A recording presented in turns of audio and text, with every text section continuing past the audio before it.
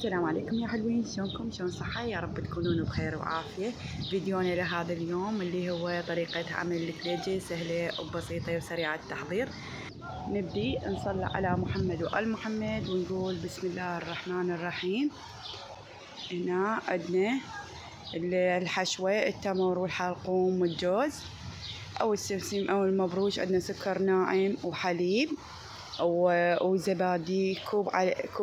عندنا قوالب 3، عندنا فانيلا 2 وشوية خاشوقة من الباودر، خاشوقة شاي ورشة ملح. نبدي بالطحين، نضيف 3 نكوابة كوب القياس، هو ما يعادل 250 غرام.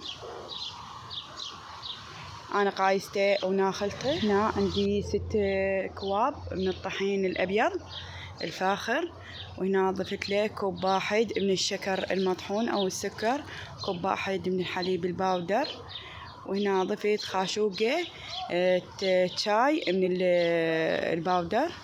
ضفنا رشة ملح و2 ظرف من الفانيلا.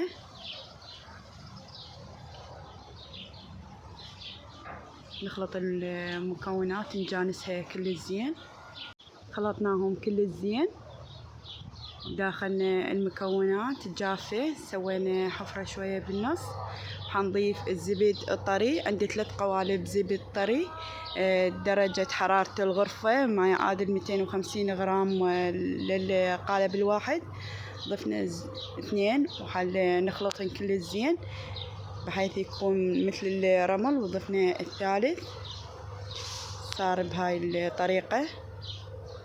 هنضيف كاسة واحدة من الزبادي كلاس 1 ونلمها لم بالعجينة بدون عجن، بس لم نلمها بطرف الأصابع.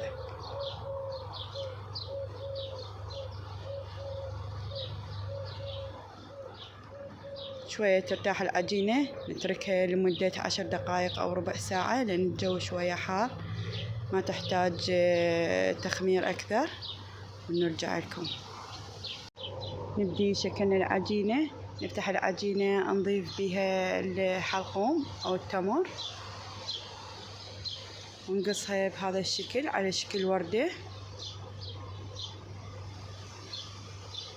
مثل ما موضح بالفيديو.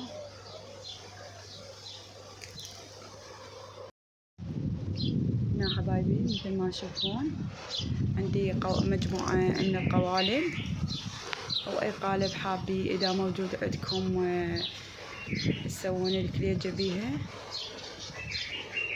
هنا ضفت بلشنا كملنا مرة ثانية الجوز،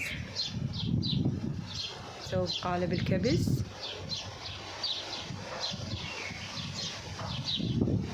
عجينة طرية وحلوة، وحتى إذا شويناها النقشة تبقى ما تروح. حطيناها بالصواني، وهنا بديت أدهن بيها.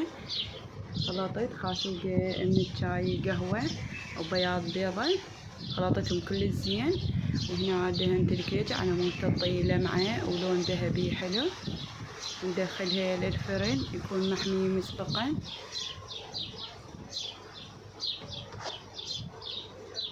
هنا شويناها، شوف اللون ايش قد حلو، لون ذهبي.